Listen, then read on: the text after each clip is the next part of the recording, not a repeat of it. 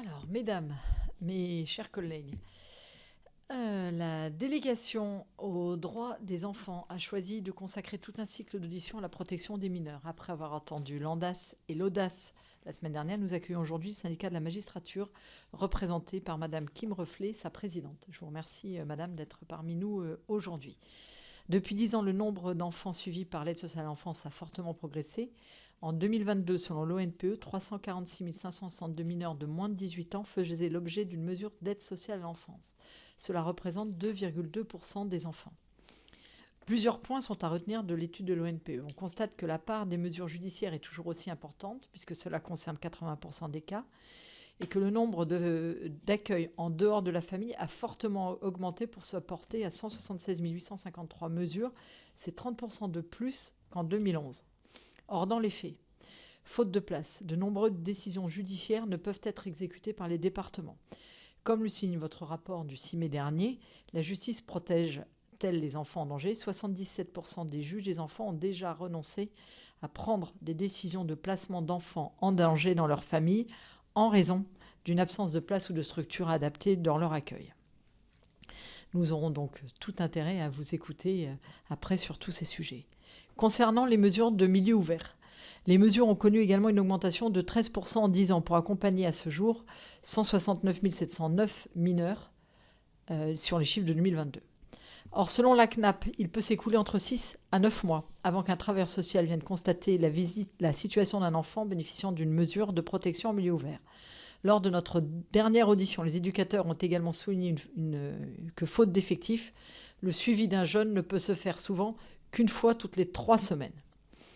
La défenseure des droits, alertée par une situation particulièrement alarmante dans 14 départements, s'est d'ailleurs autosaisie de la question et rendra ses conclusions à l'automne. De votre côté, vous avez sollicité vos collègues juges des enfants via un questionnaire pour dresser un état des lieux de la justice civile des mineurs. Je vous propose, Madame la Présidente, de nous présenter les travaux que vous avez menés au sein de votre syndicat. Et donc, je vous laisse la parole pour un propos liminaire et après, nous reviendrons sur les éventuelles questions. Je vous remercie. Merci beaucoup, Madame la Présidente. Et merci donc à la délégation aux droits des enfants de nous faire l'honneur de nous offrir ce temps d'échange sur un sujet qui nous tient à cœur au syndicat de la magistrature, qui est celui de la justice civile des mineurs. Pour introduire mon propos, peut-être un tout petit détour par l'actualité en forme d'alerte sur l'urgence qu'il y a, selon nous, à recentrer le débat sur les mineurs, sur cette question de la protection de l'enfance. On a vu, là, on sort d'une séquence, c'est un hasard de calendrier parce que nous, on a mené ce travail depuis plusieurs mois. Il se trouve qu'il est publié maintenant, mais au cœur d'une séquence où on parle beaucoup délinquance des mineurs, voilà, où il y a une succession de faits d'une exceptionnelle gravité qui ont conduit le gouvernement à proposer très rapidement des réponses plutôt de type pénal en ce qui concerne la justice. Et donc, nous, notre crainte quand on voit ça, professionnels, magistrats, et notamment magistrats, juges des enfants, oui, j'ai oublié de me présenter, pardonnez-moi. Donc, je suis la présidente du syndicat de la magistrature, je suis magistrate de l'ordre judiciaire, et il se trouve que j'ai aussi été juge des enfants pendant 10 ans, et que donc, je connais bien cette fonction. Pardon. Et donc, oui, nous, notre inquiétude, c'est de voir disparaître sur ce sujet essentiel pour nous qui est les violences commises sur les mineurs, derrière ce qu'on appelle maintenant l'ultra-violence des adolescents. Et donc, là où nous, on voit un fait social majeur qui est la violence commise sur les mineurs, la violence dont les mineurs sont victimes au sein de leur famille et qui n'est pas suffisamment pris en considération, disparaître derrière des questions qui sont importantes, certes, mais qui sont la violence des adolescents, mais pour lesquelles on estime que la justice est déjà dotée de très nombreux outils et qu'il n'est pas forcément nécessaire de légiférer. Or, on pense, on a entendu que de nouveau, le Parlement allait être mobilisé sur cette question de la délinquance des mineurs. Donc, l'objectif de cet état des lieux, c'était vraiment de mettre ce focus. Donc, je vais utiliser sur la justice civile des mineurs et surtout de faire un lien entre la question de l'enfance délinquante et de l'enfance en danger, lien qui a été fait, alors évidemment on n'est pas du tout les premiers à le faire, lien qui a été fait à de multiples reprises, notamment par des rapports parlementaires, dont beaucoup sont très riches et très intéressants à cet égard, et notamment par exemple une mission d'information du Sénat dès 2018 qui avait titré un de ses chapitres « Enfance en danger et enfance dangereuse, un même public ». Voilà, ça c'est un rapport de 2018, il y en a eu un autre en 2022, et à chaque fois ce constat est fait, mais nous, en tout cas, on estime que les conséquences ne sont pas forcément tirées sur la question de la justice civile des mineurs. Donc je vais prendre le temps de mon propos liminaire en un quart d'heure à peu près pour vous expliquer quelle a été notre démarche et vous restituer les principaux éléments, au fond, les principaux enseignements que l'on peut tirer de ce travail d'état des lieux. Alors, pourquoi ce travail d'état des lieux ? Donc, il y a un débat qui s'ouvre de nouveau sur, là, cette fois-ci, la question de la protection de l'enfance, puisqu'il y a une mission d'enquête, une commission d'enquête parlementaire sur les dysfonctionnements de l'aide sociale à l'enfance. Et nous estimons qu'il faut absolument, dans le cadre des discussions qui vont s'ouvrir, il faut impérativement regarder ce qui se passe du côté de la justice civile des mineurs, qui est un acteur institutionnel majeur. Vous l'avez rappelé, Madame la Présidente, en introduction, lorsqu'on parle justice, lorsqu'on parle délinquance des mineurs, on n'oublie jamais de parler de la justice pénale des mineurs, mais lorsque l'on parle protection de l'enfance, on oublie souvent la question de la justice civile des mineurs, et c'est vrai que dans les projets, il n'y a pas forcément énormément de choses qui concernent précisément l'organisation de cette justice, et elle est mal connue.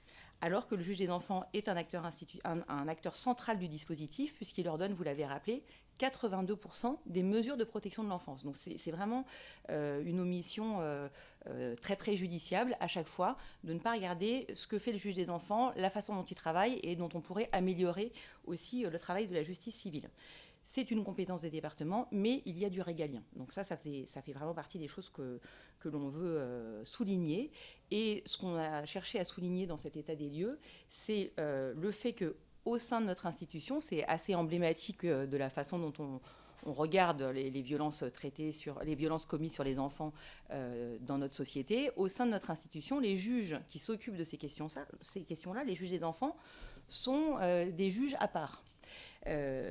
Pas des vrais juges, disent certains, pas tout à fait des juges. Et donc c'est un juge qui est maltraité dans sa propre institution. C'est notamment un juge qui travaille sans greffier. C'est un juge qui rend des décisions sans audience. Et c'est comme ça dans tous les tribunaux, c'est complètement structurel.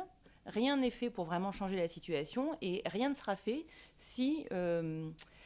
s'il n'y a pas des mesures contraignantes qui sont prises. Pour faire un parallèle, si un juge d'instruction se met à prononcer des mises en examen sans entendre les personnes ou prend des interrogatoires sans greffier, il va être immédiatement sanctionné en procédure. Enfin, on ne va pas se dire, c'est comme ça, on ne peut pas faire autrement. C'est ce qui se passe pour les juges des enfants tous les jours dans les tribunaux. Il n'a pas de greffier, on ne peut pas faire autrement. Donc, il faut absolument regarder ce qui se passe du côté de cette justice pour essayer d'améliorer globalement un système de protection de l'enfance qui se porte très mal. D'autre part, deuxième objectif de cet état des lieux, la protection de l'enfance va très mal, on le sait, ça reste assez abstrait selon nous. Donc on entend des voix qui s'élèvent et on sait que vous en avez entendu certaines d'entre elles. Il y a maintenant notamment des militants des droits de l'enfant qui sont entendus et qui ont été entendus par l'Assemblée. Il y a des professionnels qui se mobilisent dans les départements, mais où il y a des drames qui jettent la lumière ponctuellement sur la situation de la protection de l'enfance dans tel ou tel département. Mais nous, ce qu'il nous semble, c'est qu'il n'y a pas de lien qui est fait entre toutes ces histoires individuelles et on ne voit pas derrière tous ces drames la grande histoire. Et à cet égard, ça nous rappelle une question qui est maintenant bien connue du Parlement, qui est la question des féminicides, qui se déroulait dans une espèce d'indifférence sociétale et politique assez globale, jusqu'à ce qu'on commence à les considérer comme un fait social majeur et qu'on commence à les décompter. Et donc, s'agissant des violences sur les enfants, Et paradoxalement, malgré les données qui commencent à s'accumuler, il y a notamment tout le travail qui a été fait par la Civis, mais il y avait déjà des travaux auparavant, nous, on trouve qu'on ne politise pas la question. Politiser au sens de, voilà, c'est un fait social et il faut une réponse à l'évidence politique.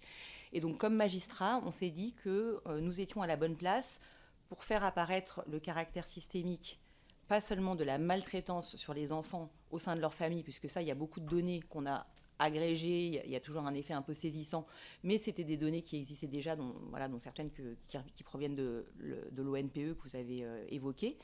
Mais on voulait faire apparaître, nous, le caractère systémique de la maltraitance institutionnelle des enfants en danger et prendre conscience de ce que l'on voit au quotidien quand on est juge des enfants dans les tribunaux, c'est-à-dire des enfants en danger qui ne sont pas protégés.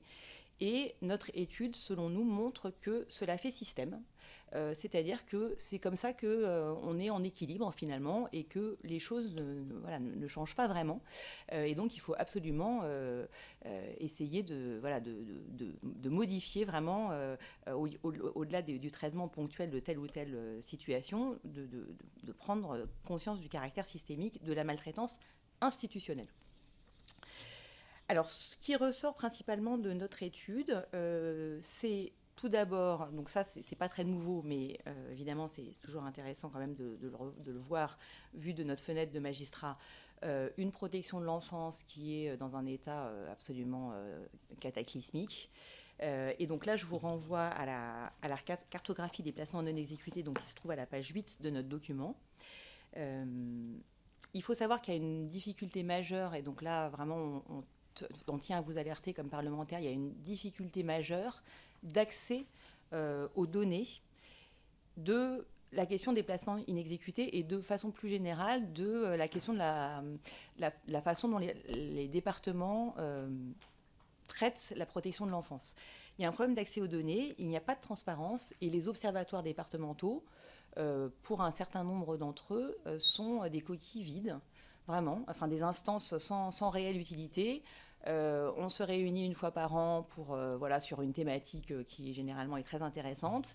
Mais pour ce qui est de produire des données d'activités qui concernent la politique publique de protection de l'enfance dans le département, c'est beaucoup plus limité. Donc il y a des observatoires qui le font, hein, mais il y en a beaucoup qui ne le font pas.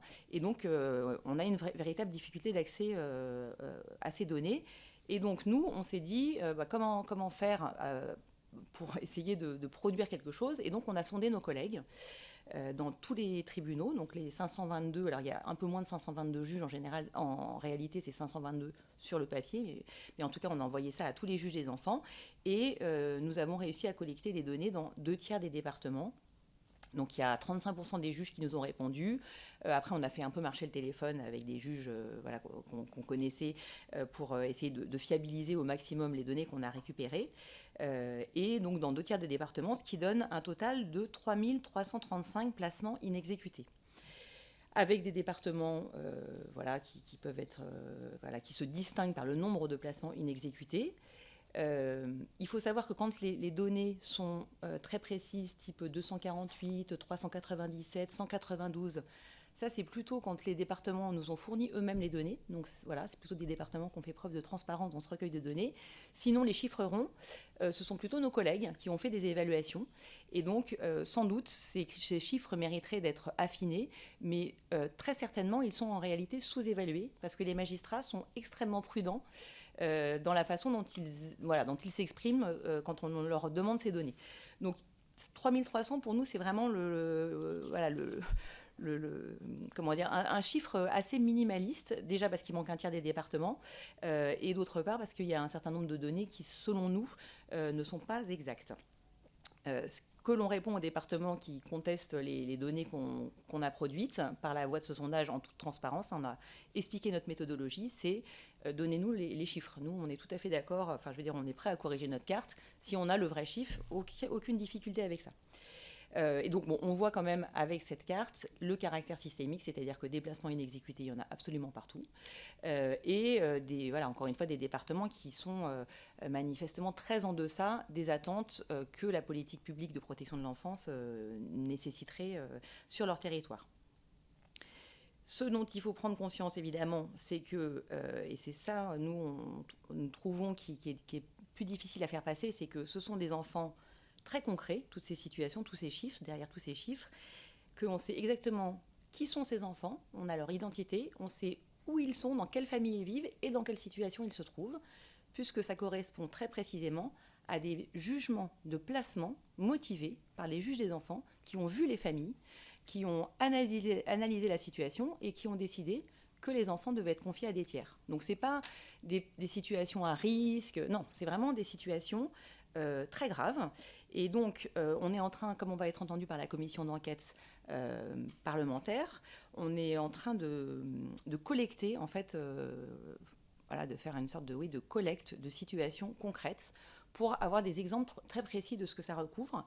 Je vous en livre juste quelques-unes, parce qu'on a commencé ce travail-là, et vraiment c'est effarant, en fait, quand on commence à regarder de quoi il s'agit. En Loire-Atlantique, donc ça c'est des collègues juges des enfants qui nous ont donné ces situations. 3 adolescentes qui ont été placées par le juge des enfants parce que les 2 grandes sont en risque prostitutionnel et la 3e victime d'agression sexuelle par son père, donc dans la famille. Elles sont placées par le juge des enfants en juillet 2023. Eh bien, ces 3 adolescentes sont toujours à l'heure qu'il est chez elles. L'aînée est désormais majeure et enceinte. Voilà, ça c'est une situation très concrètement. On sait exactement où ces jeunes filles se trouvent, où elles vivent, dans quelle situation elles sont, et elles sont placées, elles sont à domicile. Ille-et-Vilaine, une adolescente battue, coup de ceinture, câble, balai, voilà, tout ça est documenté, constaté médicalement. Elle arrive à l'école, alors c'est une jeune adolescente, elle a 13 ans, donc c'est même une préadolescente. Elle arrive à l'école, elle est complètement tondue, avec les sourcils tondus, les cheveux tondus, parce qu'elle a manqué de respect à sa mère. Donc l'école fait ce qu'il faut, effectivement, il y a un signalement, elle est placée en urgence, et lorsque le juge des enfants tient son audience, donc à peu près 3 semaines après, donc pour rappel, quand il y a un placement en urgence par le procureur, le juge des enfants tient son audience quelques semaines après pour faire le point et voir si le placement doit être maintenu. Et donc lorsque le juge des enfants, donc, qui a prolongé le placement sans voir la famille, avant de voir la famille parce qu'il y avait une situation d'urgence, pour 6 mois, fait son audience, eh bien l'adolescente est revenue à la maison. Et donc, quand le juge des enfants demande à l'ASE des explications, l'ASE répond qu'il n'y avait pas de place. Donc, ils ont remis la jeune fille tondue et battue à sa mère. Pyrénées-Orientales, un dernier exemple, une fratrie qui a été placée par le juge des enfants en mars 2023. Un petit garçon de 5 ans qui est déscolarisé, donc en infraction en violation de l'obligation scolaire, et en état de dénutrition, et sa sœur aînée de 12 ans, victime de violences.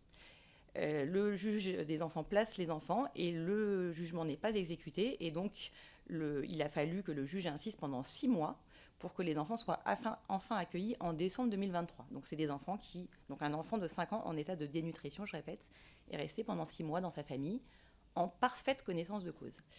Donc bien sûr, je vous cite tous ces exemples et comment dire, l'idée, c'est pas de jeter l'opprobre sur les départements, même si effectivement il y a un énorme problème, parce que quand il y a 400 places à trouver, on se doute bien qu'ils vont pas pouvoir le faire du jour au lendemain. Mais c'est pour quand même souligner que ce sont des situations extrêmement graves derrière tous ces chiffres, et que donc il faut de manière très urgente prendre conscience de ça. Je lisais là en venant dans le métro qu'il y a un petit garçon qui a été retrouvé battu, mort, de 4 ans à son domicile. Il y en a 60 par an, et on sait que ce chiffre est sous-estimé, on l'a rappelé dans notre état des lieux, des enfants qui meurent sous les coups de leur famille. Et le chiffre est sous-estimé, et on sait que parmi ces enfants, il y en a une partie importante qui sont repérés par l'aide sociale à l'enfance, et certains même qui sont placés. Donc vraiment, il y a une question d'urgence vitale pour certains de ces enfants. Donc voilà, c'est vraiment, on insiste sur cette cartographie. On a également fait un travail de recensement de la durée d'exécution des mesures à domicile. Donc là, on se situe dans d'autres cas où le danger est estimé moins grave, mais la situation n'est guère plus reluisante, puisque les délais d'exécution de ces mesures sont aussi très importants, parfois plus d'1 an. Il y a un certain nombre de tribunaux pour enfants qui ont déclaré des délais de plus d'1 an avant que les mesures soient exécutées, et souvent 6, 7, 8 mois. Et donc on imagine bien que pendant cette durée-là, la situation a le temps de se détériorer, et notamment nos collègues nous citent un certain nombre d'exemples où il y a un basculement dans la délinquance, en fait, des enfants qui commencent à être voilà, déscolarisés, mal pris en charge, un cadre éducatif qui n'est pas suffisant, un besoin d'aide et une aide qui n'arrive pas. Et bon, ça se termine pour un certain nombre d'entre eux par des mauvaises fréquentations. Ils traînent dans le quartier et ils finissent par faire des mauvaises rencontres et à être embauchés, par exemple, pour faire les guetteurs dans les trafics de drogue.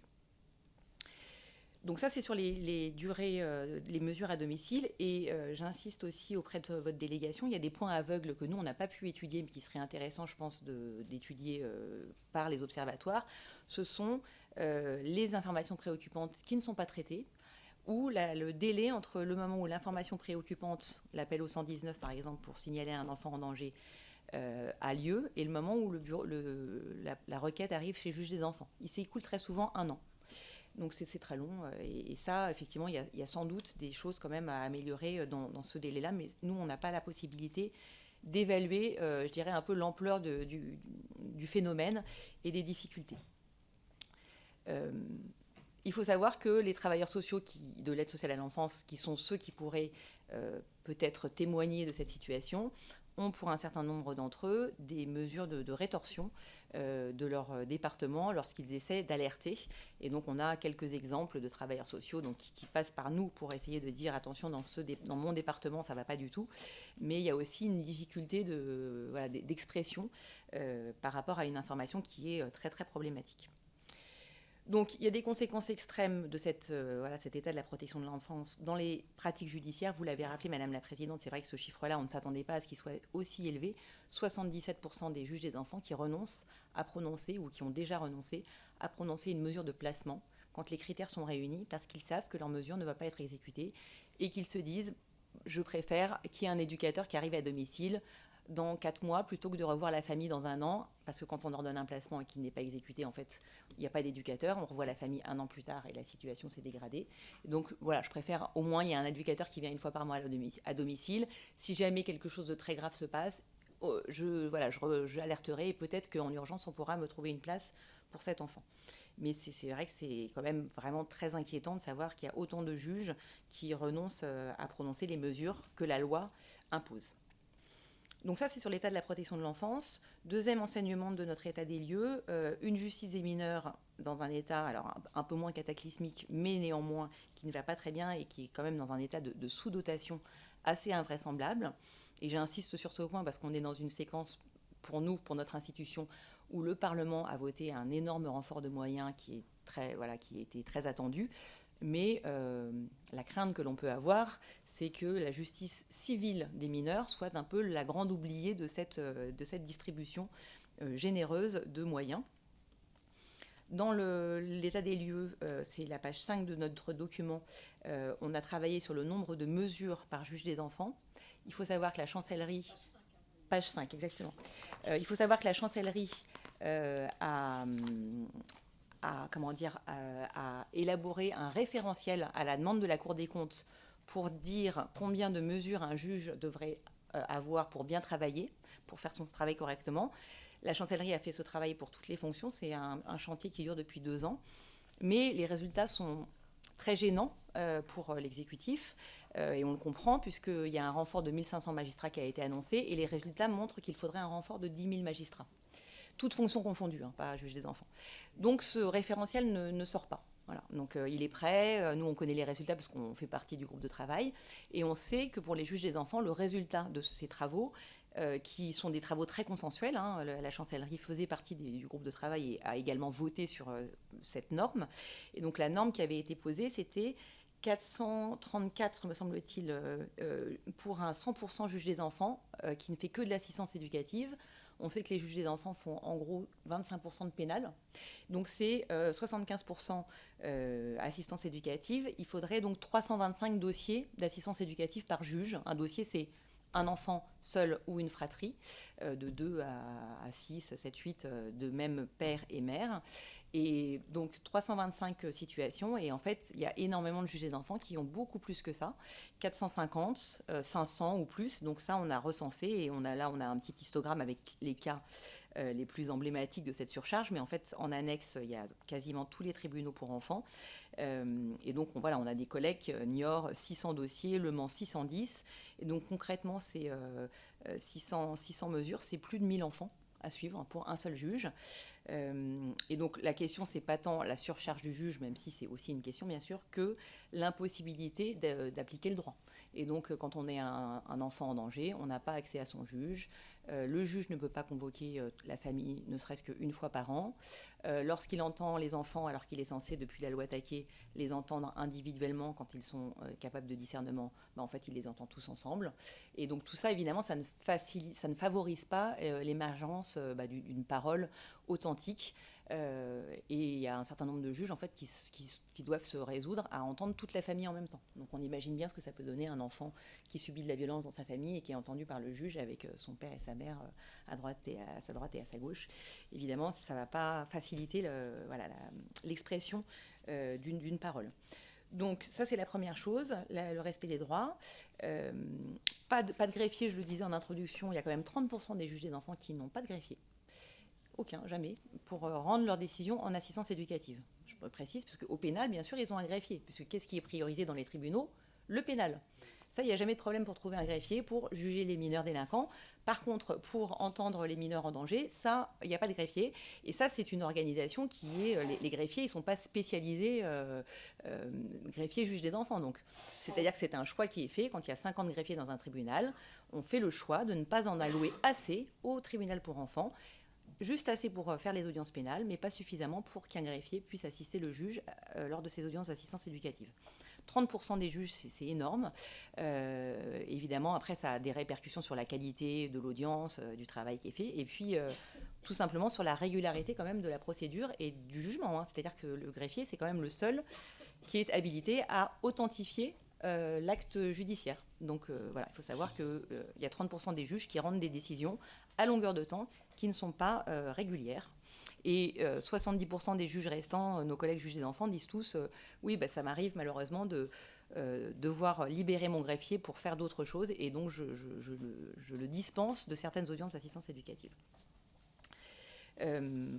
Alors, donc, je vous disais, la difficulté, c'est que le plan justice de notre ministre de la Justice, de l'exécutif, et le plan justice qui a été voté par le Parlement, a alloué des moyens assez importants quand même, puisqu'il faut reconnaître que ça faisait longtemps qu'il n'y avait pas eu autant de renforts dans la justice, mais il ne dit rien sur le renfort des juges des enfants.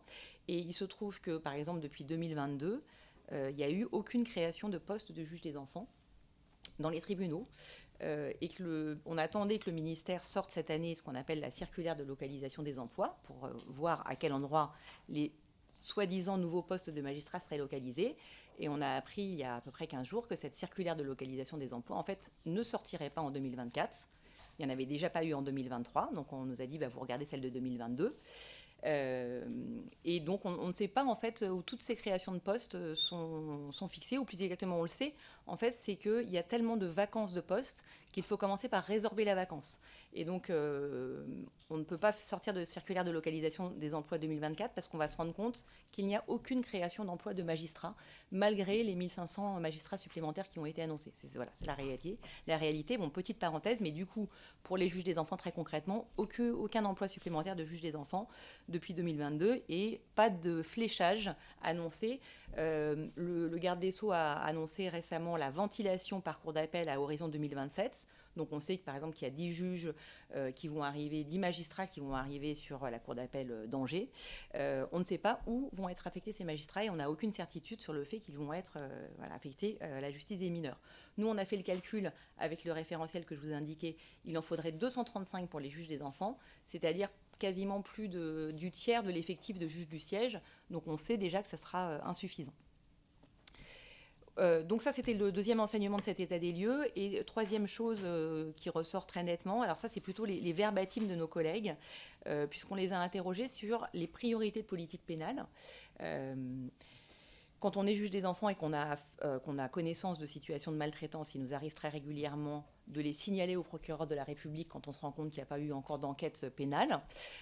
Donc on les signale au procureur de la République, par exemple, au sortir d'une audience d'assistance éducative.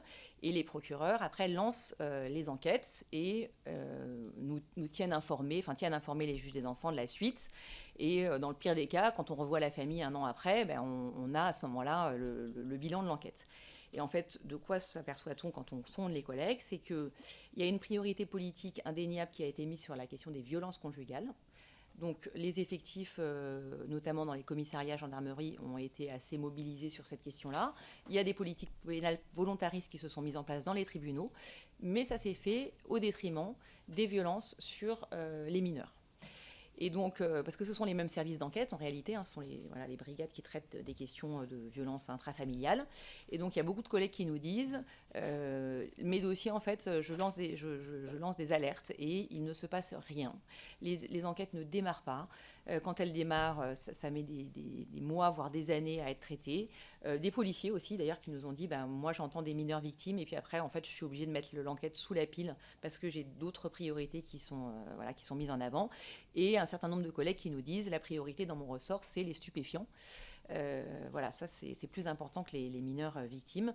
Et donc, il faut aussi prendre conscience qu'il y a des arbitrages qui sont faits avec des objectifs de visibilité et qui, pour nous, sont très problématiques. Parce que c'est sûr qu'en termes de visibilité et d'ordre public, les violences intrafamiliales, c'est moins payant, si je puis dire.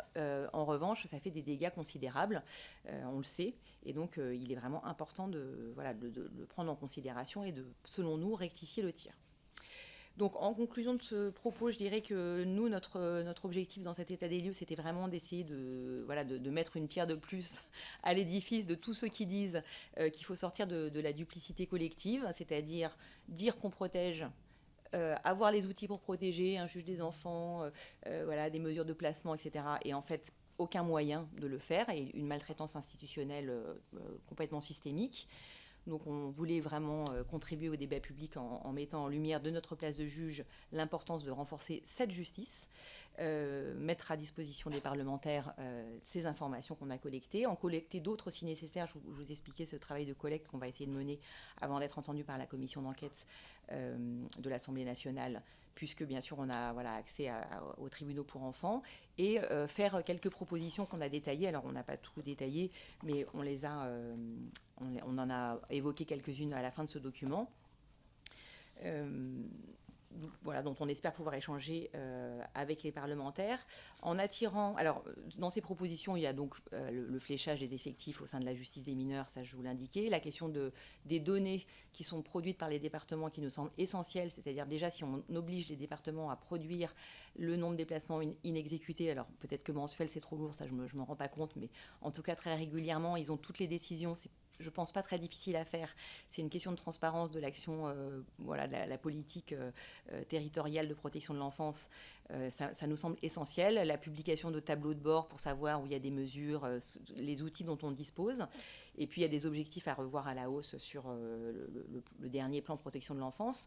Donc ça fait partie des mesures, selon nous, qui sont importantes, avec quand même peut-être aussi une alerte sur le fait que...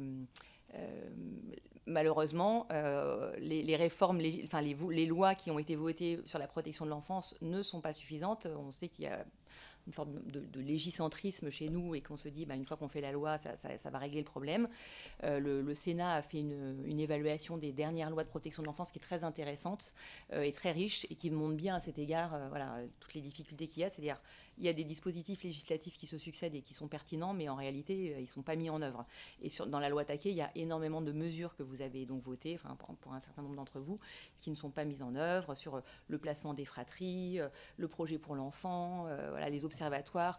Il y a une commission qui a été créée qui n'est toujours pas mise en œuvre dans certains départements. Il y a encore énormément de mesures votées par le législateur qui ne sont pas déployées dans les départements. Donc il faut forcer vraiment les départements pour nous à sortir de cette opacité. Mais bien sûr, ils ne vont pas pouvoir régler la difficulté tout seuls. On en est tout à fait conscient et on ne dit pas ça. Donc il y a une stratégie nationale sans doute à revoir, avec peut-être une articulation dans la gouvernance de cette politique publique de protection de l'enfance, parce qu'il y a aussi un budget au niveau du régalien et qui est en diminution cette année sur la question de l'aide sociale et de la partie protection de l'enfance. Merci beaucoup pour cette première partie de propos qui va amener, je pense, des questions vis-à-vis de nos collègues. Moi, j'en ai quelques-unes. Vous l'évoquiez très rapidement sous forme d'un petit graphique un peu sympa, d'un petit dessin. Moi, j'aimerais savoir combien de fois vous n'avez pas les documents fournis, parce que je ne vois pas les chiffres. Je vois le petit dessin comme quoi l'enquête sociale, l'enquête d'éducateur n'arrive pas. J'aimerais savoir un petit peu comment on peut essayer d'améliorer ce système. Moi, je plaide pour qu'il y ait un avocat en assistance éducative. J'aimerais avoir votre avis sur ce sujet-là. On voit aussi, à travers la justice, qu'il y a différentes manières de faire sur la notion de discernement, où certains vont dire avant 13 ans, de toute façon, c'est pas, donc j'entends pas, ou je vois pas. Donc moi, j'aimerais qu'on discute de cette notion de discernement. Au pénal, on n'a pas cette notion de discernement pour les mineurs. Pourquoi on l'aurait au civil? Donc ça m'intéresse à ce niveau-là. J'aimerais comprendre aussi pourquoi les juges, on n'arrive pas à aller sur les tiers dignes de confiance. Qu'est-ce qui bloque? Parce qu'on voit bien qu'il y a des difficultés, point de vue justice, d'aller sur tiers dignes de confiance, où je pense que ça peut être quand même une solution plutôt que de laisser au domicile des enfants. Vous avez parlé tout à l'heure de l'ordonnance de placement provisoire. J'ai l'impression qu'il nous manque une ordonnance de protection provisoire qui pourrait permettre peut-être d'intervenir assez vite pour arrêter les droits de visite, arrêter certaines choses. J'aimerais savoir ce que vous en pensez. Et pour terminer, pour avoir régulièrement des documents qui sont envoyés par différents types de parents, à plusieurs reprises, j'ai des jugements JAF et JE qui se contredisent sur les relations, notamment avec les parents. Je me pose la question de continuer à avoir cette dualité pour les dossiers des enfants suivis par les JE. Est-ce qu'à votre avis, on ne devrait pas, quand un enfant est suivi par un JE, ne plus avoir la notion de JAF sur les droits de visite et tout confier au JE pour éviter, bien qu'on dise qu'un enfant puisse retourner voir son agresseur sur l'un et que l'autre dise non? Donc voilà pour mes premières questions. Chers collègues, est-ce qu'il y en a qui ont des questions? Allez-y, je vous en prie.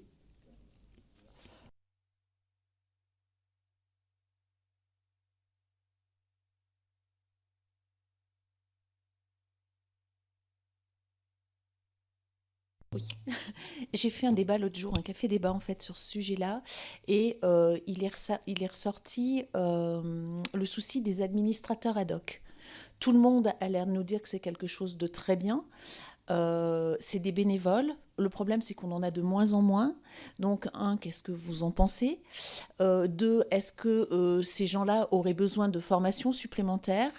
Et puis, vient aussi le problème de la rémunération, parce qu'ils sont bénévoles, mais ils sont quand même légèrement payés entre 150 et 400 euros. Tout ça à la fin de la procédure, donc ça peut être très long, des fois 7-8 ans après. Donc, est-ce qu'on n'aurait pas besoin de réfléchir tous ensemble sur un vrai statut de l'administrateur ad hoc? Merci. Merci beaucoup. Madame Dordain?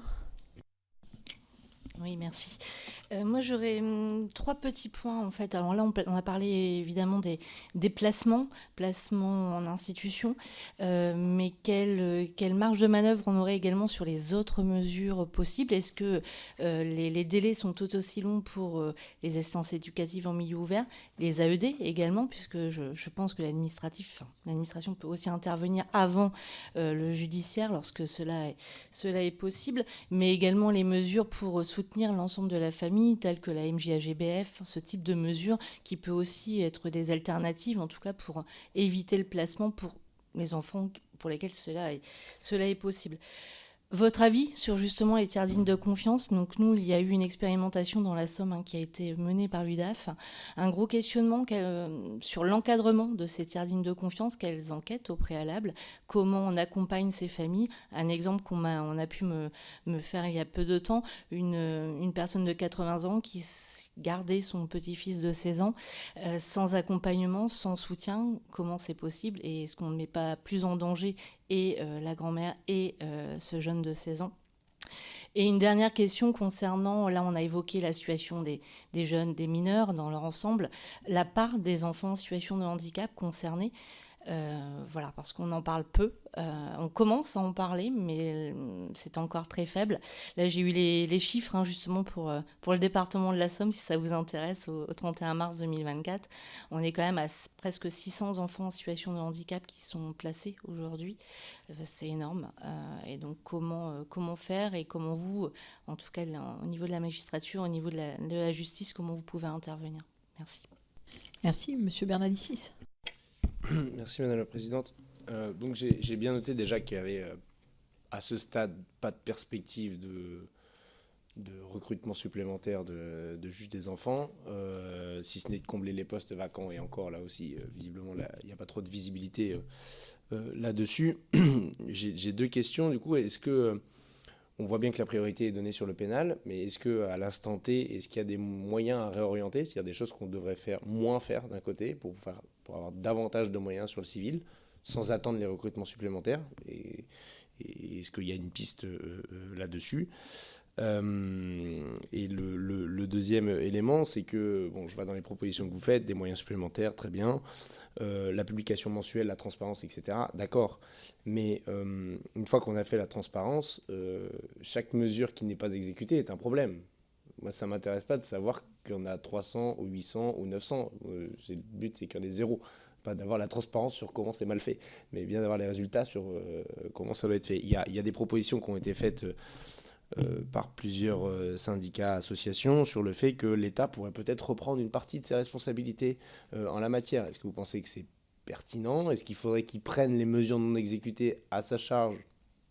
Voilà. Est-ce qu'il faudrait qu'il reprenne l'intégralité des missions en tant que telles pour avoir une logique de résultats? Parce qu'on voit bien que l'État, quand il y a une volonté politique et qu'il met les moyens sur la table, on sait faire sortir de terre des foyers d'hébergement, des centres d'accueil, et on sait faire des choses concrètes et tangibles que les départements, objectivement, ne savent pas faire. À ce stade, en tout cas, ils ne savent pas. En tout cas, le constat, il est là, puisque moi, qui ai participé au débat sur la loi de 2022, sur la loi d'Adrien Taquet, on nous disait par exemple que le placement à l'hôtel, de toute façon, on en gardait un peu, mais c'est justement le temps de construire les places nécessaires et l'accueil de famille, et que la situation revienne à la normale. Bon, bah ça y est, on est 2 ans après, un peu plus de 2 ans après. La messe est déjà dite et on n'a pas les perspectives que ça s'améliore. Donc voilà, est-ce qu'il n'y a pas, vu que les questions sont plus systémiques, quels sont les curseurs systémiques qu'on doit faire bouger par-delà les moyens? Merci beaucoup. Madame la Présidente, je vous laisse répondre à ces nombreuses questions. Alors, sur la question donc l'illustration, en fait, c'est l'illustration des délais d'exécution des mesures en milieu ouvert. Ça rejoint une de vos questions, qu'on a donc essayé d'évaluer, parce que ces délais nous semblent très problématiques, que ce soit l'AEMO, l'AED en administratif, ou même les mesures d'aide à la gestion du budget familial. Donc, ce ne sont pas les rapports qui mettent du temps à arriver, ce sont réellement les mesures qui ne sont pas mises en application, tout simplement parce qu'il y a une file d'attente, en fait, dans les départements, avec des moyens insuffisants aux services habilités, puisque maintenant c'est beaucoup le secteur associatif habilité qui exécute, qui est chargé d'exécuter ces mesures à domicile. Et donc, là-dessus, c'est vrai que peut-être que ça paraît un peu court comme réponse, mais nous, comme ça, on se dit il faudrait surtout doter, premièrement, avoir plus de transparence, parce que je pense que c'est quand même important, et c'est quand même déjà commencer à remédier au problème de savoir où se situent les points noirs. Et là, il y a une opacité totale qui est entretenue par certains départements.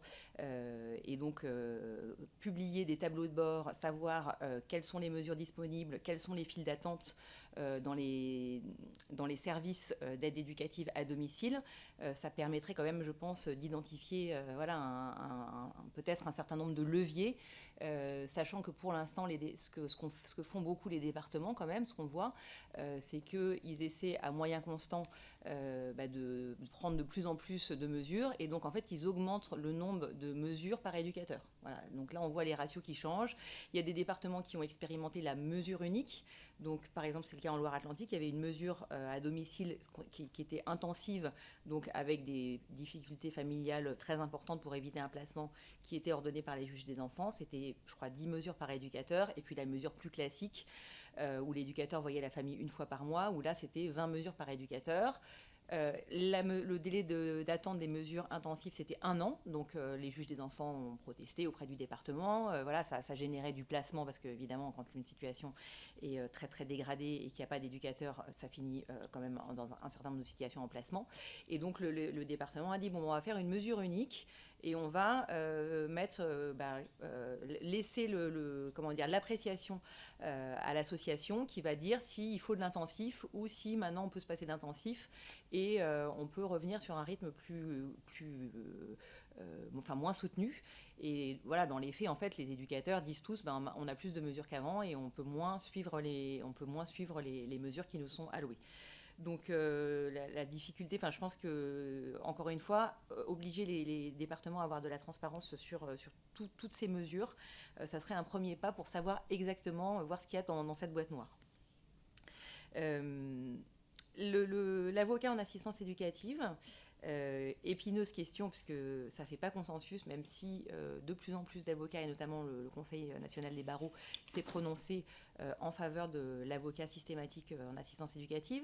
Le syndicat de la magistrature s'est pas prononcé, la question est toujours en réflexion au sein chez nous, au sein des magistrats, même si on est quand même plutôt favorable à ce qu'il y ait un développement de la place de l'avocat en assistance éducative, mais il ne faut pas y voir un palliatif à ce que pourrait faire le juge. En fait, c'est un peu ça qui nous effraie. C'est-à-dire qu'on lit aussi dans certaines argumentations, c'est bien si l'avocat est là, il va pouvoir faire contre-pouvoir et alerter sur les dysfonctionnements. C'est pas son rôle, quoi. Donc, il faut régler les dysfonctionnements et puis, effectivement, développer la place et le rôle de l'avocat. Mais c'est vrai que ce qui nous questionne, c'est les débats, en fait, qui ont lieu au sein même de la profession sur la question du mandat. Il y a des avocats qui nous disent, moi je suis pas du tout à l'aise avec le mandat d'un enfant de 3 ans qui n'est pas capable finalement de dire exactement ce qu'il souhaite et quel mandat il me donne, je ne me sens pas la légitimité professionnelle pour dire moi-même quel est mon mandat. Et puis il y en a d'autres qui disent au contraire, le mandat c'est celui de la loi. Bon, nous, on penche plutôt sur la généralisation de l'avocat, mais on n'a pas de position complètement arrêtée sur ce sujet. Mais c'est sûr que ça serait quand même un progrès dans l'exercice des droits, et notamment pour tous ces enfants qui ne peuvent pas être entendus alors qu'ils devraient l'être systématiquement. C'est sûr que s'ils avaient un avocat, ça permettrait à l'avocat au moins d'assister à l'audience et de représenter et de porter la voix de l'enfant qui n'est pas celle de ses parents. Sur la question du discernement, également une question qui divise beaucoup les professionnels, notamment puisque la loi Taquet a apporté des obligations. Il y a des réflexions en cours actuellement et il y a cette notion de discernement qui existe au pénal.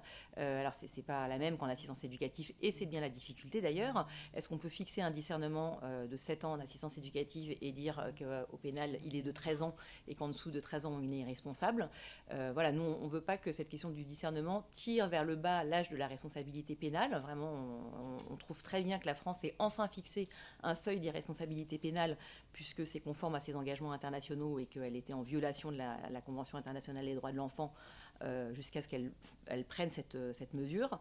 En assistance éducative, c'est vrai que cette notion, elle est controversée, elle va avec cette question de l'avocat.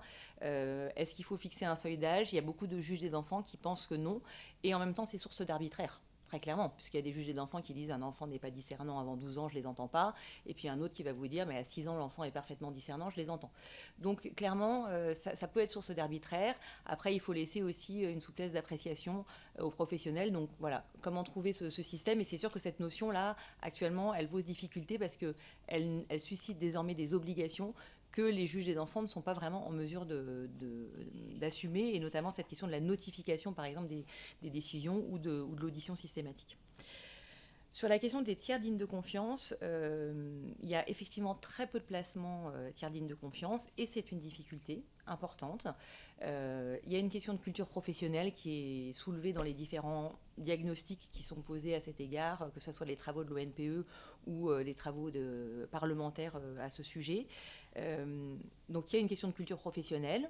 des professionnels qui vont peut-être plus facilement vers le placement institutionnel, mais il y a aussi une question de soutien à la parentalité. Et là, on retombe sur les mesures d'aide éducative à domicile, c'est-à-dire que nommer un tiers digne de confiance, pour reprendre l'exemple que vous donniez, une grand-mère de 80 ans pour élever son petit-fils, c'est sans doute une très bonne solution familiale, puisque ce qui est plus important, c'est de rechercher la sécurité affective et physique, et que, parfois, ça peut être très très bien, mais sans soutien à la parentalité, évidemment, ça peut poser des difficultés pour une personne très âgée avec un petit-fils un peu remuant. On voit tout de suite les difficultés que ça peut poser.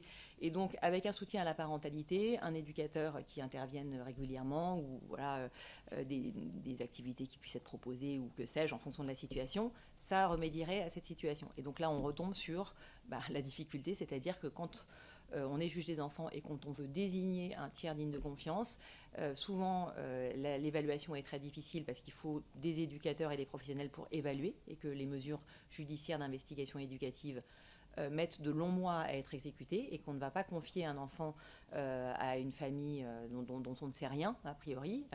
Voilà, en tout cas, ça sera plus difficile. Et après, une fois que l'enfant est confié, il faut effectivement une aide, et que cette aide fait défaut par manque de mesures à domicile. L'ordonnance, vous avez appelé ça l'ordonnance de placement, de protection provisoire. Alors, je ne sais pas très bien quelle différence vous faites avec l'ordonnance de placement provisoire, en fait. C'est parce qu'en réalité, cette mesure, elle existe. C'est une ordonnance de placement provisoire. Elle est exécutoire à la sortie de l'audience. Moi, j'ai déjà placé un enfant à l'audience comme juge des enfants. Justement, je me permets, c'est pas pour placer. Ça peut être un enfant qui revient d'un de ses parents où il a été victime d'abus. Ça permettrait au juge de tout de suite arrêter les visites chez le parent, parce que le temps qu'on saisisse le JAF, machin, etc., l'enfant reste en danger et continue à aller chez le parent maltraitant. C'est pour ça que je voudrais ouvrir une possibilité supplémentaire qui est un peu comme l'ordonnance de protection des femmes, Oui, mais au niveau des enfants, avoir une possibilité supplémentaire de protection de l'enfant pour donner plus de panel au procureur de pouvoir agir, et pas justement toujours avoir recours au placement pour le protéger d'autres choses.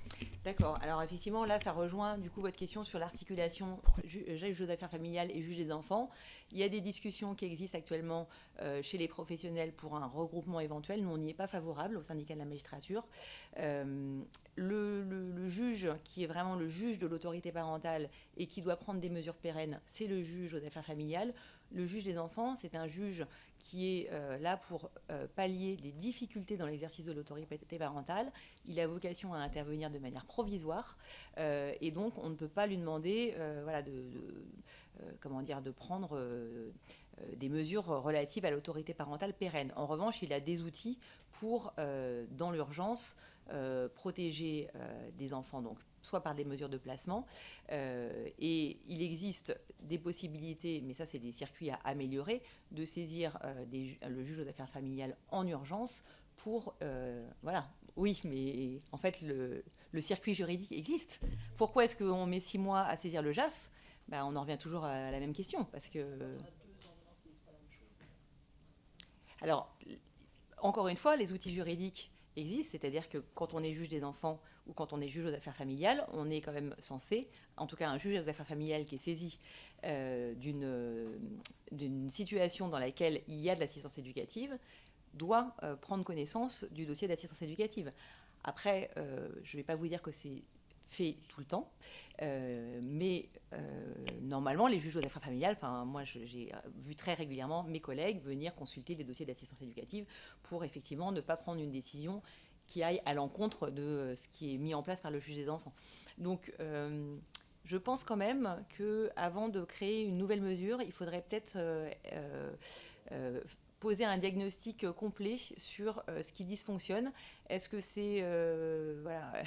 Alors, et sachant qu'il y a cette idée de pôles familiaux quand même qui devrait aussi améliorer un peu les circuits de décision dans les tribunaux judiciaires, mais voir ce qui dysfonctionne dans l'articulation entre juge des enfants et juge aux affaires familiales, parce que normalement, chacun quand même a son terrain de compétence qui est bien déterminé par la loi et n'est pas censé empiéter sur l'autre. Et les outils existent pour faire statuer en urgence, que ce soit sur la question d'autorité parentale ou sur une mesure de protection plus importante lorsqu'elle est nécessaire. Voilà. Donc, cette ordonnance de protection provisoire qui serait prise par le juge des enfants sur une situation qui ne relève et qui amènerait après le juge aux affaires familiales à statuer. Tout à l'heure, enfin, D'accord. voilà, c'est ça. C'est donner juste qu'il n'y ait pas que le placement à la main du procureur, qu'il puisse peut-être décider d'autres choses, suspendre des droits de visite, suspendre certaines choses qu'aujourd'hui c'est pas possible. Donc on place. Donc à mon avis, il y a une petite différence. Et j'entends ce que vous indiquez, mais quand justement, là, ça veut dire qu'on a 2 juges qui traitent le même dossier. C'est pour ça que je me dis qu'à un moment, on n'aurait qu'un seul juge, on serait plus cohérent, et quand la situation est revenue, il repasse au JAF. Que quand on veut essayer de faire économiser aussi du temps magistrat, c'est ça aussi. Oui, après, il peut y avoir, comment dire, c'est important d'organiser une bonne circulation de l'information. Il peut y avoir un risque quand même à mélanger toutes les casquettes. Voilà. Déjà que le juge des enfants est doté de pouvoirs très importants. Voilà, moi j'attire votre attention sur ce sujet-là. Donc, en tout cas, je n'ai pas de position tranchée. Mais il me semble que c'est important de bien comprendre ce qui dysfonctionne. Et si c'est l'incapacité à protéger un enfant qui est en danger lorsqu'il va passer un droit de visite chez son parent, alors qu'il réside chez l'autre parent, il y a sans doute d'autres solutions que celle du juge des enfants qui n'est pas le dispositif appliqué selon nous. Sur la question des administrateurs ad hoc, eh bien écoutez, on a le résultat un peu de notre pingrerie, c'est-à-dire que oui, ce sont des bénévoles, donc il y en a de moins en moins parce que c'est un gros travail, c'est difficile, ça demande effectivement d'être formé, et donc il faut être très dévoué et avoir beaucoup de temps pour accepter de remplir cette mission. Donc si on veut professionnaliser les administrateurs ad hoc, et nous on pense qu'il le faudrait effectivement, il faut dans ces cas-là créer un statut de l'administrateur ad hoc et puis mettre la main au portefeuille, très clairement, parce que la situation ne va pas aller en s'arrangeant. Et c'est vrai qu'on voit clairement des administrateurs ad hoc qui sont sollicités par du coup, beaucoup de juridictions, et d'ailleurs c'est pas les juges des enfants qui les sollicitent le plus, c'est notamment dans le cadre pénal qui sont beaucoup sollicités pour les enfants victimes, donc préparer, porter leur voix au procès, préparer en amont, exercer exercer les droits de certains mineurs dans des procédures administratives type demande d'asile, etc. Donc ils sont sursollicités, il n'y en a pas assez, et je pense vraiment qu'on ne peut pas régler cette question, ce sujet, en faisant reposer ce dispositif sur le bénévolat. Voilà, ça peut pas fonctionner. Donc il y a quelque chose vraiment à repenser là-dessus, mais ça a un coût. Et voilà. Je ne sais pas si on est prêt à le mettre, mais en tout cas il faudrait pour assurer une meilleure protection. Sur la question des enfants en situation de handicap, c'est un constat effectivement que font les juges des enfants. Et là, je dirais que la réponse à ce sujet, c'est une prise en charge qui ne peut pas reposer que sur la protection de l'enfance, en fait. Voilà, je pense que la réponse, elle est sur un service public de l'enfance et du handicap et de la prise en charge du handicap qui est beaucoup plus large. Et c'est pas parce qu'un enfant porteur d'un handicap et relève de la protection de l'enfance que tout d'un coup il ne relève que de la protection de l'enfance. Or bien souvent c'est à ça que se heurtent les parents en difficulté. En plus c'est vrai qu'il y a une certaine lourdeur administrative pour faire valoir ses droits et qu'il y a un certain nombre de familles qui ont des difficultés pour faire valoir leurs droits. Donc voilà, il y a une sorte de cumul qui fait que quand des enfants porteurs de handicap sont en protection de l'enfance, c'est vraiment très très difficile d'obtenir des droits, mais je pense que là, la réponse, très clairement, elle ne se situe pas dans le champ de la protection de l'enfance, elle se situe dans le champ de la prise en charge du handicap. Et il faut que ces enfants-là soient dans le droit commun de la prise en charge du handicap. Et les éducateurs en protection de l'enfance doivent pouvoir bénéficier de passerelles pour rejoindre des dispositifs de droit commun et aider les parents à rejoindre les dispositifs de droit commun. Et il y a sans doute des choses à développer, vraiment des dispositifs, à mon avis, tout existe déjà, des dispositifs à développer et des moyens à mettre, pas forcément des mesures à inventer en fait, elles existent. C'est vraiment l'accès au droit commun, je pense, qui pose difficulté. La scolarisation, typiquement la scolarisation dans les IME par exemple. Bon, il y a des listes d'attente monstrueuses, et c'est vrai que s'il y a de la maltraitance à domicile, on n'arrive pas évidemment, on ne va pas passer devant tout le monde, puisqu'il y a des gens qui attendent depuis 2 ans, les juges des enfants parfois le font, ça ne se passe pas bien, bon voilà, il y a toute une articulation à réfléchir, je pense, là-dessus. Peut-on réorienter les moyens des juges des enfants? Oui, oui, plus exactement, on peut moins facilement le faire qu'on le faisait auparavant. En réalité, cet arbitrage entre la casquette civile et la casquette pénale, il se faisait auparavant au détriment du pénal, on va dire les choses assez clairement. Parce que, je vous ai expliqué la situation, elle n'est pas nouvelle. Il y a des juges des enfants qui ont 600 ou 700 dossiers d'assistance éducative. Ils ont le pendant au pénal, et donc ils n'ont pas du tout suffisamment de temps pour faire tout ce qu'ils devraient faire. Et auparavant, avant le code de la justice pénale des mineurs, pour dater les choses très précisément, il n'y avait pas de délai au pénal sanctionné, et donc c'était un peu la variable d'ajustement. La priorité était mise par beaucoup de juges des enfants sur l'assistance éducative, qui traitaient le pénal du mieux qu'ils pouvaient, mais c'est vrai, en jouant sur ces délais qui n'étaient pas sanctionnés. Les choses ont changé, puisque le CJPM a enfermé le travail pénal du juge des enfants dans des délais qui ne sont toujours pas complètement sanctionnés, donc certains commencent à s'en affranchir, mais néanmoins l'idée c'était quand même d'enserrer ça dans les délais, et surtout à donner au procureur de la République la main sur une main plus ferme, on va dire, sur la procédure pénale. Je ne rentre pas trop dans les détails, mais cette variable d'ajustement du pénal, les juges des enfants l'ont moins désormais. Même si, encore une fois, certains la prennent, prennent des libertés avec les délais. Les procureurs ont à cœur d'afficher des délais de traitement de la délinquance des mineurs, des bons délais, donc qui respectent le CJPM, et nos collègues juges des enfants, donc nos collègues procureurs nous disent que ça c'est une demande assez forte qui leur est faite, voire une injonction, et les collègues juges des enfants disent on se retrouve avec des audiences très lourdes pénalement et de moins en moins de temps pour traiter le civil. Donc la solution à ça, comme ces délais du CJPM, je pense, ne vont pas être desserrés, c'est pas trop l'esprit du moment, et qu'on parle même de comparution immédiate pour les mineurs, alors que les délais du CJPM ont déjà beaucoup raccourci les choses. Concrètement, je pense qu'il n'y a pas vraiment de moyens pour réorienter ou donner de la souplesse sur le civil, à part mettre plus de juges des enfants, faire des normes un peu plus contraignantes sur le nombre de situations qu'un juge des enfants pourrait suivre dans un cabinet, exiger du ministère qu'il produise ce référentiel qui existe mais qu'il ne veut pas publier pour des raisons politiques. En tout cas, nous, on est très démunis par rapport à ça. Je ne sais pas si le législateur le serait moins, mais c'est vrai qu'à effectif constant, ça me semble difficile. L'État doit-il reprendre pour autant la question de la protection de l'enfance? Alors sur la question de la transparence, effectivement, je suis d'accord, ça ne règle pas le problème, je me suis déjà exprimée. Dire il faut plus de moyens, il n'y en a pas, ça ne va pas non plus régler le problème. Encore une fois, je pense que ça serait déjà un premier pas.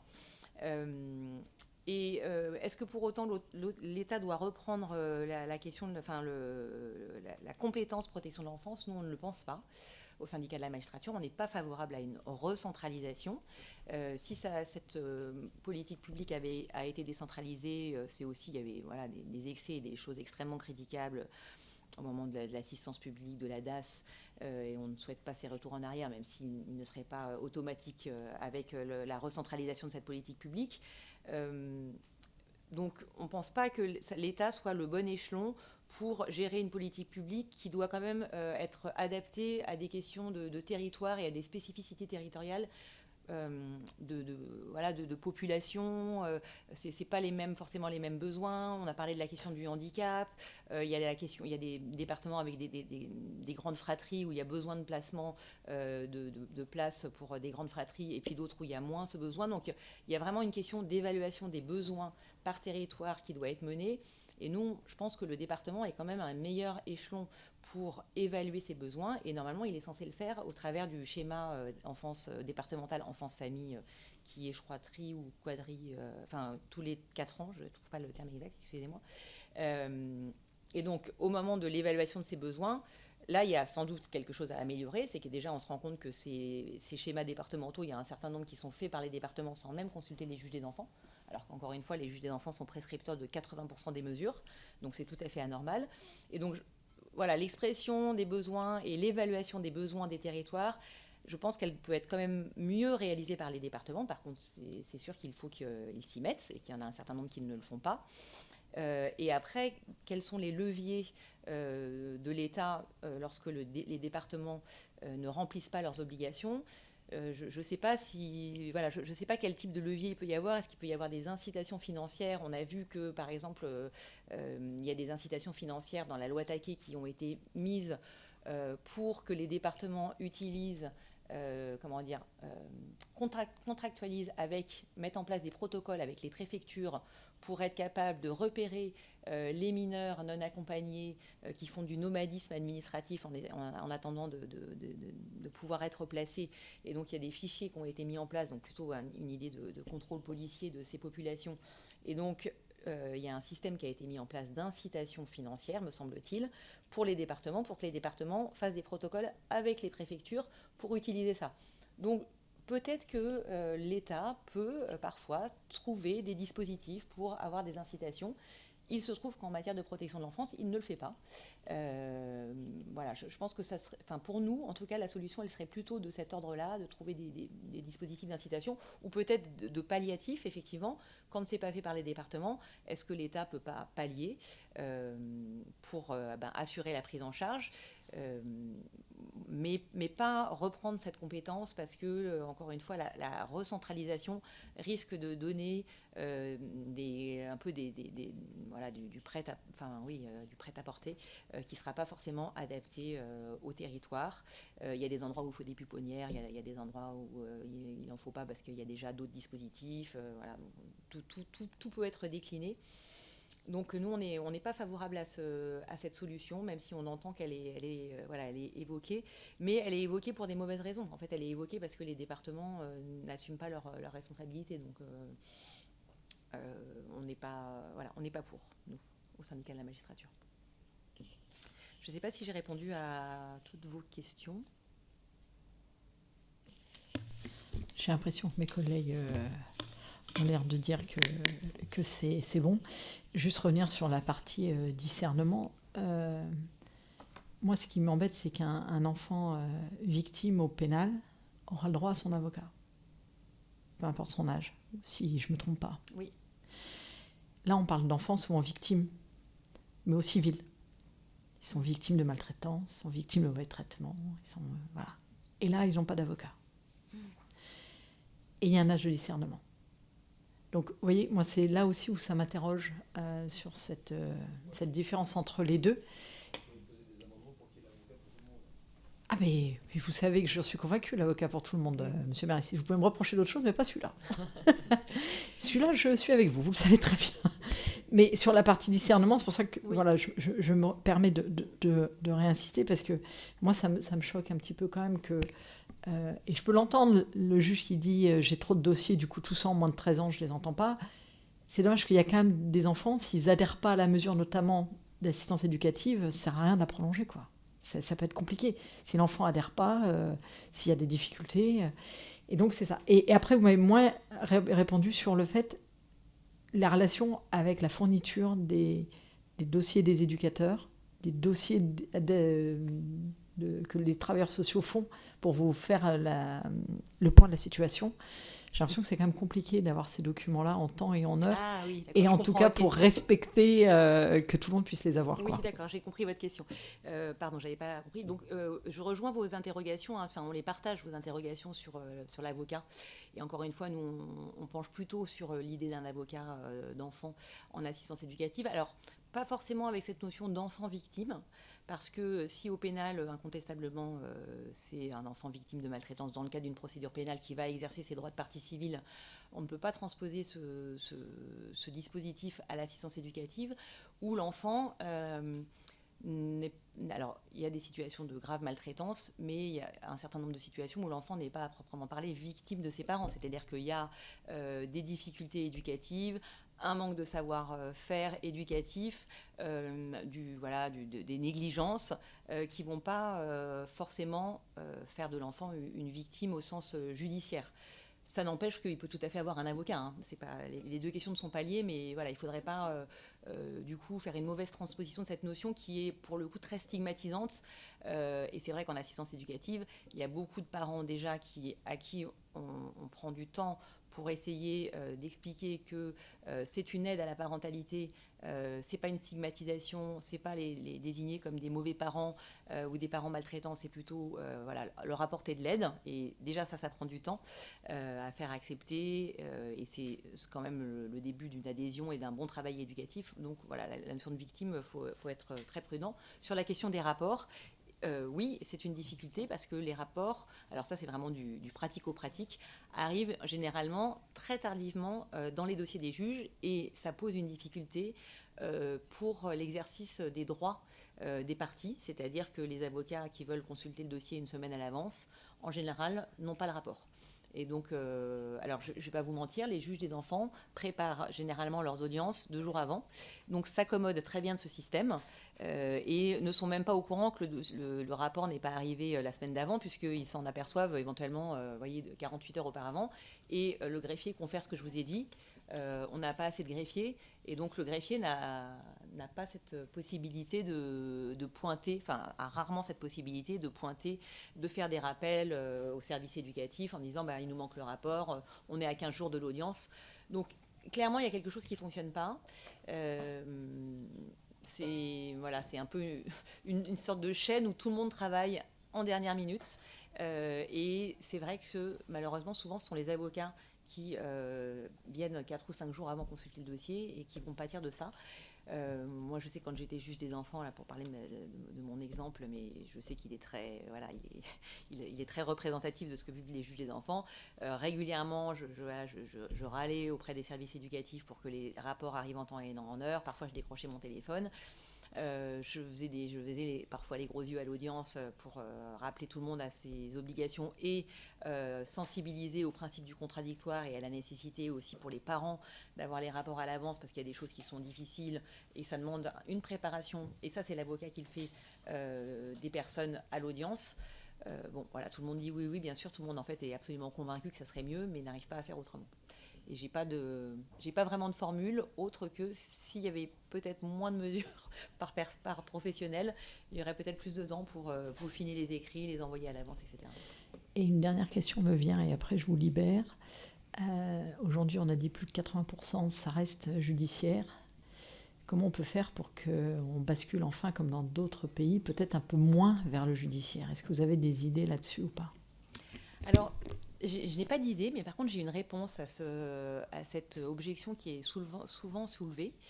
C'est qu'on a, à mon sens, on confond la subsidiarité et le caractère minoritaire des mesures. Ce n'est pas parce qu'une mesure est subsidiaire, qu'un dispositif est subsidiaire, qu'il va forcément être minoritaire. Et en l'occurrence, la plupart des parents qui font l'objet qui ont des enfants qui font l'objet d'une mesure d'assistance éducative ne sont pas d'accord.